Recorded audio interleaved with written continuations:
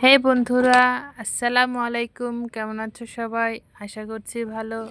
তো আজকে আমরা চলে গিয়েছিলাম পুরাদাহ কাপড়ের হাটে।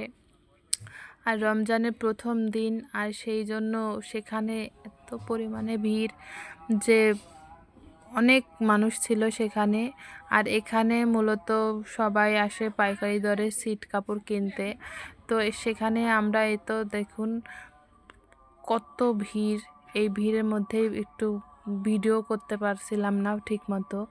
তো কোনো রকম ভিডিও করে তো আমরা চলে এলাম ওড়নার দোকানে। ওড়না এখানে সমস্ত রকমের ওড়না পাওয়া যায় পাইকারি দামে। তো এখানে আমাদের কিছু ওড়না নেওয়ার পরে সেগুলো আর কি টাকা দেওয়া হচ্ছিল।